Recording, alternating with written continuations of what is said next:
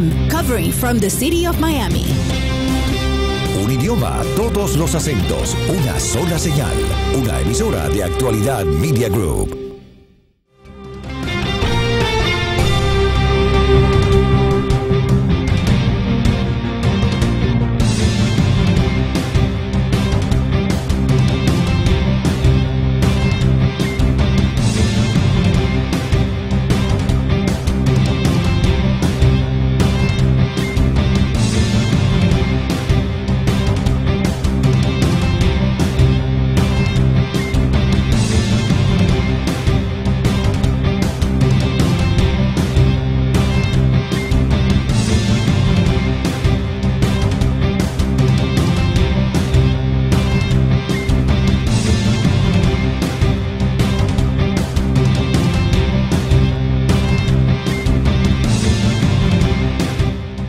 Cuatro de la tarde, gracias amigos por continuar con nosotros. El gobierno de Gabriel Boric en Chile anunció que votarán por la nueva constitución el próximo 4 de septiembre. Esto fue una de las promesas que él hizo durante su campaña. Y pues queremos saber cuál es en este momento la fotografía económica y social de Chile bajo el nuevo gobierno de izquierda de Gabriel Boric. Tiene poco tiempo, pero se está moviendo hacia los pasos que todos advertíamos, que es hacia el socialismo, ¿no? Por supuesto, es consecuente con su formación comunista, sí, ¿no? Sí. Cuando yo visité Chile, no recuerdo si fue en el 2001 o 2002, era un país impresionante, espectacular. Si yo no hubiera tenido mis dos hijos adolescentes acá, yo me hubiera ido a vivir a Chile. Me quedé maravillado, fascinado con todo, la economía, el modernismo, la moneda súper estable, muy impresionado. Y cuando vine lo dije muchas veces en la radio y en la televisión. Pero me cuentan algunas personas que mucho ha cambiado y que de esa época, pues, a la época actual, la situación se ha deteriorado bastante. Nos imaginamos que con este gobierno de corte comunistoide, pues las cosas van a empeorar. Así es. Vamos a darle la bienvenida a Arturo Esquella, político, abogado, profesor de Derecho Constitucional en la Universidad de San Sebastián. Tiene un máster en Derechos Humanos, fue uno de los fundadores del Partido Republicano en Chile y trabajó en la campaña presidencial del candidato republicano José Antonio Kast y nos atiende desde Santiago de Chile. Lo tenemos a través de nuestro Zoom. Así que quienes estén en sintonía de nuestra aplicación Actualidad Media y también www.actualidadradio.com pues pueden ver a nuestro invitado. Bienvenido, abogado, gracias por acompañarnos. Muy buenas tardes, gusto saludarlos. Buenas tardes, estar profesor, acompañándolos a la distancia. ¿Cómo no? Muchas gracias por preocuparse de los temas que están ocurriendo acá en nuestro país, en Chile. Claro que sí. Cuéntenos un poco qué ha ocurrido desde la toma de posesión del presidente Boric y hacia dónde estima usted que este señor va a dirigir, va a enrutar a Chile socioeconómicamente. Bueno, no es una pregunta fácil, porque para quienes han seguido más la historia reciente de nuestro país, efectivamente tenemos un presidente de la República que durante el proceso de campaña mostró dos caras muy antagónicas unas a otras. Nosotros tenemos para el sistema electoral presidencial un sistema mayoritario de segunda vuelta, y efectivamente las dos primeras mayorías de la primera vuelta pasan a la segunda, como en muchos países que ustedes conocen, y Gabriel Boric mostró una figura en la primera vuelta muy radicalizado en posiciones de más extrema izquierda, siguiendo la lógica, algo que si bien uno podría visualizar progresismo en ciertas banderas, digamos, nuevas, quizás no tan tradicionales, por parte visible, digamos, en la historia reciente del país, efectivamente al final habla de una conducción muy profunda del Estado en todos los ámbitos de la vida, incluso hasta al interior de los hogares, digamos, tomando decisiones por nosotros, digamos, por los padres de familia, en fin. Y en una segunda vuelta, como es natural, acercándose al 50%, pretendiendo, digamos, acercarse, Gabriel Boric muestra, digamos, un alma mucho más abierta, mucho más dialogante, moderada en sus posiciones, Y hoy día, ya con un mes de elección, esa ambivalencia, con un mes, digamos, de gobierno, esa ambivalencia del presidente de la República se mantiene intacta. En ciertos momentos se dan señales de una profunda radicalización. Recuerden que nosotros estamos en un proceso de cambio constitucional muy profundo. Hay una entidad, una suerte de Congreso Nacional paralelo, que en este minuto está convocado para presentar una propuesta de reforma integral a la Constitución. Estamos en los últimos tiempos, se podría decir, en las semanas finales del trabajo de esta convención, que va a poner a disposición del presidente de la República este texto, y todos los chilenos vamos a tener que pronunciarnos el 4 de septiembre. Entonces, Chile tiene en este minuto dos grandes ejes comunicacionales políticos. Uno, el trabajo de la Convención Constitucional, y estamos todos muy a la espera de que efectivamente, digamos, va a salir de ahí. Creemos que si es que saliera tal cual el texto como hoy día ya está aprobado, volveríamos, digamos, décadas hacia atrás, teniendo al Estado presente en una gran cantidad de actividades que hoy día no lo están, dándole la potestad, partiendo, digamos, por generar regiones autónomas con la potestad de crear hasta empresas públicas. Todos sabemos, digamos, que eso no funciona bien, incluso hasta en las comunas, nuestra organización administrativa y de gobierno más pequeña, se les darían, digamos, las mismas atribuciones. Bueno, y si saliera eso, por cierto que Chile se va al despeñadero sin ninguna duda.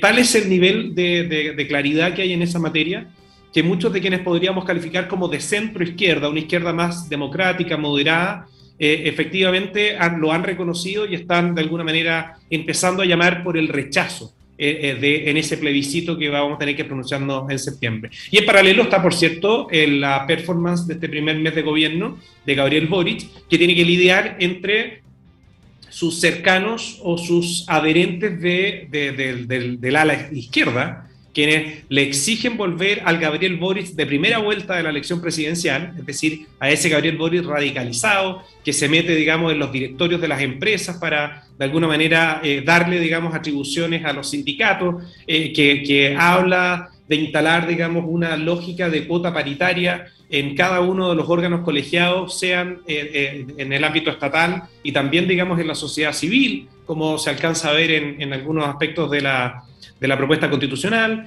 por poner algún ejemplo, de alguna forma señalando que hay ciertos bienes que son inapropiables, como el agua, digamos. Entonces de alguna forma se dificulta o se ve muy difícil si es que se hiciera todo lo que Gabriel Boric de primera vuelta querría, que el país salga adelante.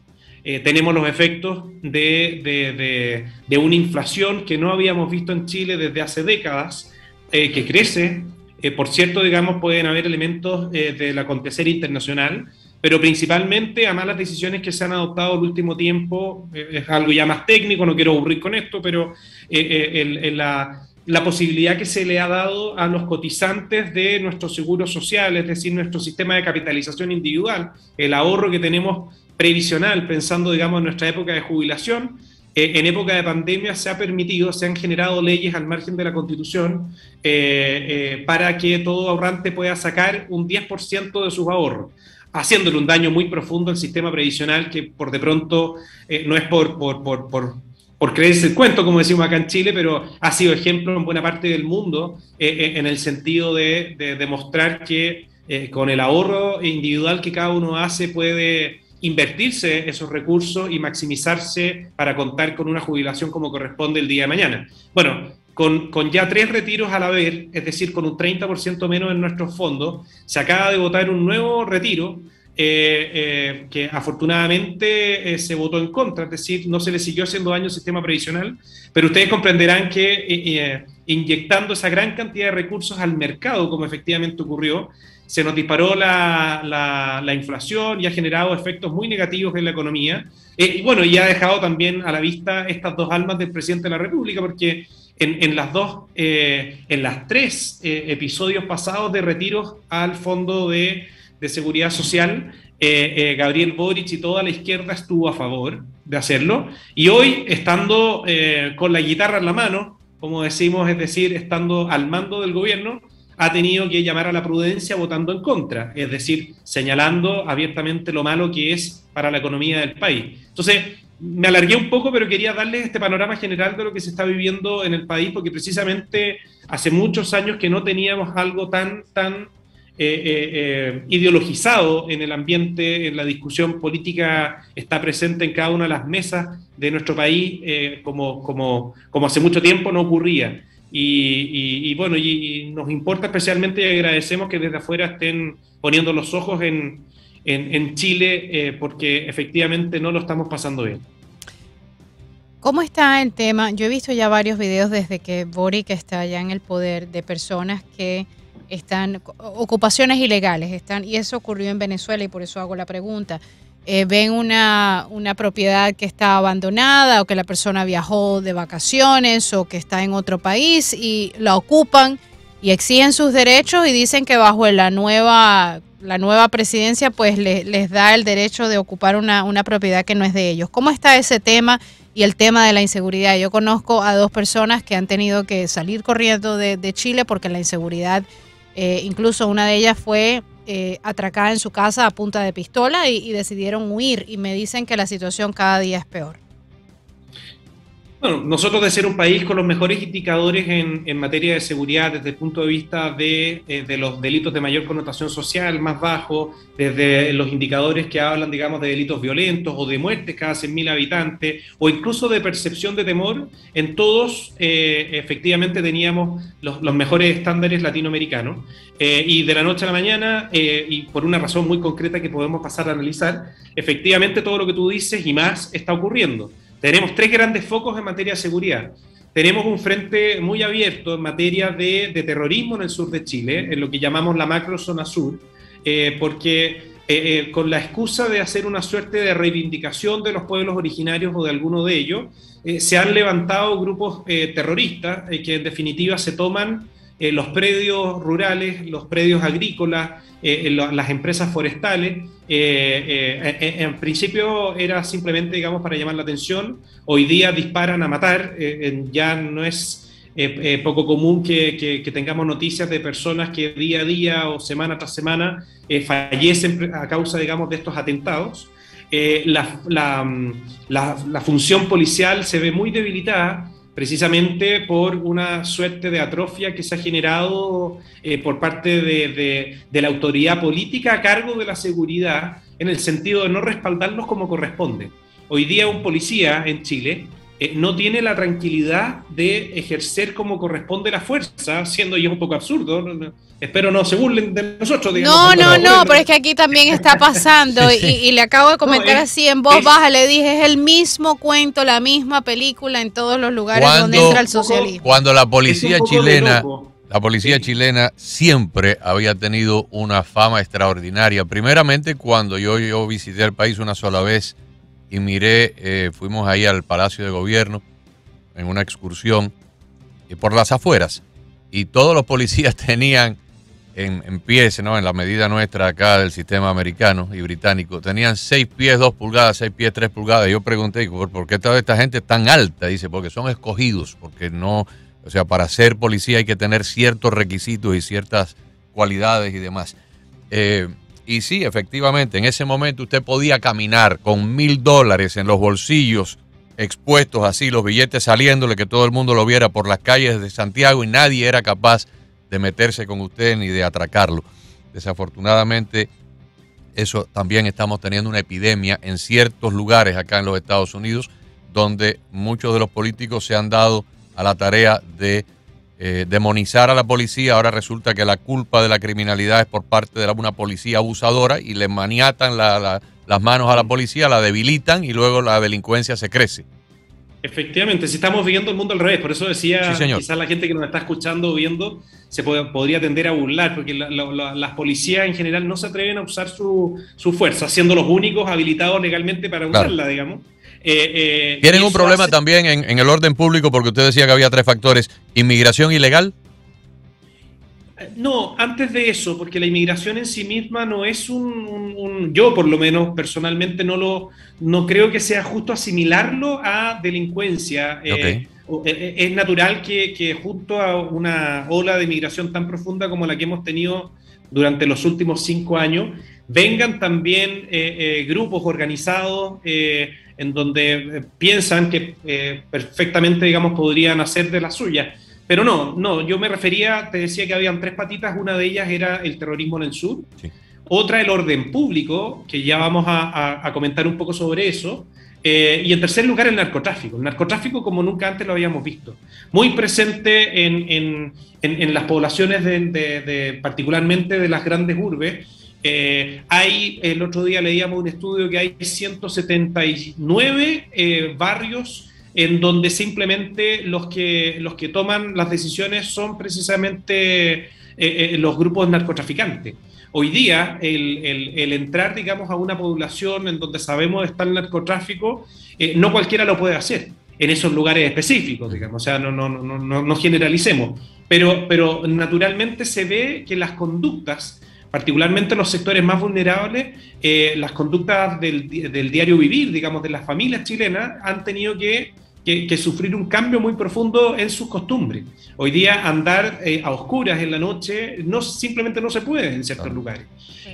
Yo les decía que para explicar un poco más lo del orden público, ustedes sabrán, me imagino, habrán visto las imágenes y todo el cambio constitucional que estamos viviendo es consecuencia de una gran explosión social, delictual.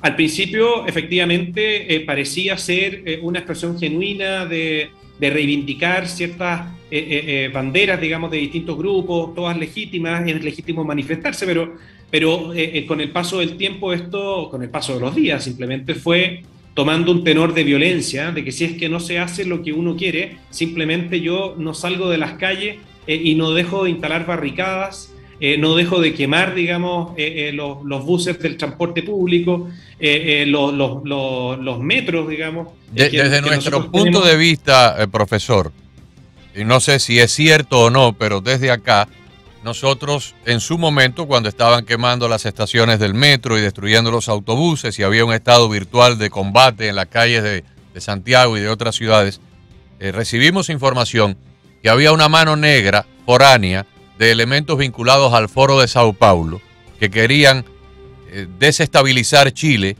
y también lo estaban haciendo paralelamente, lo trataron de hacer en Ecuador, lo hicieron en Colombia para debilitar los gobiernos de esos países, porque en ese momento el gobierno que estaba en Chile era el gobierno de Sebastián Piñera, el gobierno de Colombia el de Iván Duque, el gobierno de Ecuador en ese momento era el de Lenín Moreno, debilitar esos gobiernos de manera que en los próximos momentos electorales la derecha cayera en las elecciones y los candidatos de izquierda como Petro en Colombia pudieran hacerse del gobierno, de la presidencia.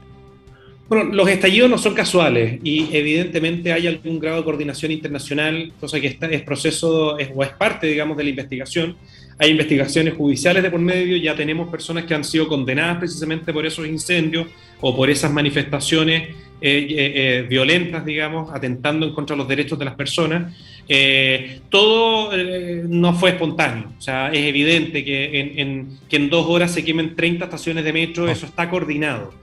Durante mucho tiempo veíamos que las causas sociales que surgían, que cada cierto tiempo en todas las democracias van surgiendo, trataban de ser aprovechadas y politizadas. No había ocurrido, no se había logrado, digamos, el escenario hasta este momento del año 2019 en octubre, en donde efectivamente múltiples causas permitieron que los grupos más anarquistas y particularmente algunos grupos políticos de extrema izquierda efectivamente hicieran de ello una causa y lograran de alguna manera, llamémoslo, capitalizarlo para transformarlo en una gran solicitud nacional de cambio a la Constitución, cosa que es un poco absurda. La Constitución que tenemos en vigencia es de las constituciones que ha sufrido más modificaciones en democracia de todas las que hemos tenido vigentes desde que existe la República. Y por de pronto los años en que ha regido han sido, por cierto, los más prósperos del país. Se cambió, digamos, la historia de Chile en los últimos 30, 40 años, digamos. Entonces, efectivamente, tenemos ahí algo que está dotado o lleno de ideología, que ha sido conducido hacia las circunstancias en las que estamos hoy día y que me imagino yo para los estudiosos y quienes saben, digamos, de la historia latinoamericana se dan cuenta de que, o se hacen la pregunta desde afuera, como seguramente ustedes lo están haciendo, ¿qué le está pasando a Chile? ¿Qué es lo que ocurrió? ¿En qué parte de la cabeza se pegó? Que tiró por la borda esas décadas de desarrollo, de sacar a las personas de la extrema pobreza y de la pobreza en general. Estábamos ganando esa batalla. Para, uno de los niveles de mayor crecimiento de Producto Interno Bruto anualizado año tras año tras año por mucho tiempo. Así es, pero bueno, nosotros somos por definición optimistas y firmes, digamos, en que esta batalla la vamos a ganar. Le pregunto, para cerrar, ¿cómo anda la correlación de fuerzas en el Parlamento, en el Congreso? Porque, por ejemplo, el presidente Iván Duque, por mencionar a alguien, no ha podido hacer mucho más en Colombia porque la izquierda pues tiene una serie de coaliciones en los asientos parlamentarios, en los asientos en el Senado y en el Parlamento, en el Congreso colombiano. Por el otro lado de la moneda, pues tenemos el caso de un presidente abiertamente de izquierda en Perú, pero con un Congreso completamente de derecha que no lo va a dejar avanzar demasiado su agenda porque, lo tiene bien con la rienda corta. ¿Cómo está en este momento el Congreso, el Parlamento de Chile en relación a la presidencia? Esa es una muy buena pregunta, Agustín, porque se genera otra incongruencia, que es que en la última elección presidencial también se elegía al Congreso Nacional. El Senado quedó como nunca antes equilibrado entre las fuerzas de centro derecha y de izquierda. Okay. Está prácticamente empatado. Es decir, si es que hoy día, por la vía legislativa, si quisieran hacer cambios, tienen que ser consensuados, dialogados como corresponde. En la Cámara de Diputados pasa un poco lo mismo. Y eso no se refleja en el grupo de personas que componen esta convención constitucional, porque quienes promovieron esta iniciativa se las arreglaron para instalar escaños reservados, 17 escaños reservados por de pronto que hacen la diferencia para los pueblos originarios. A todos nos parece muy razonable y bueno incorporar, digamos, de la mejor forma posible a los pueblos originarios a las decisiones del país, pero de ahí a sobrerepresentar con tal magnitud la participación de ellos en el debate constitucional. O sea que la Asamblea Constituyente la tienen copada los izquierdistas. No, totalmente, absolutamente.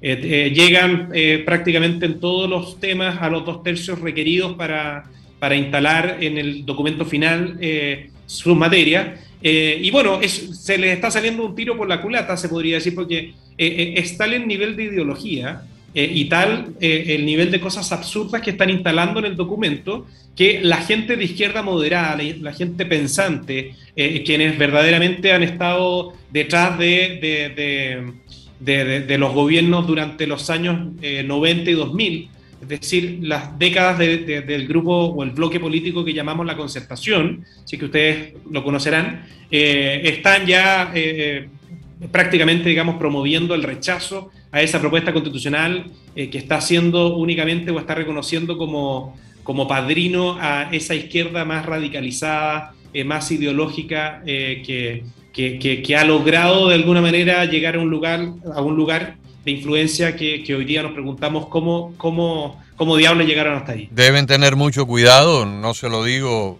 porque usted lo sabe mucho mejor que yo, mucho cuidado porque estos izquierdistas ya han hecho cambios constitucionales en países como Bolivia, como Ecuador, como Venezuela, y una vez que cambian Nicaragua, cambia la constitución, terminan acaparando todos los poderes institucionales y de ahí para adelante se roban por completo el control del gobierno, se evapora la separación de poderes y terminan enquistándose con modelos cuasi dictatoriales. O sea, ya en Colombia se está hablando de que el cambio para Colombia, y me refiero al lado izquierdista, ¿no? Al lado de Petro, de la vicepresidenta, de la que es candidata a vicepresidenta, ya se está hablando de que para un cambio profundo en Colombia se necesitan varias presidencias, varios periodos. Así que eso es lo primero que hacen los izquierdistas. Lo hizo Chávez, que fue realmente en la época moderna, fue el primero.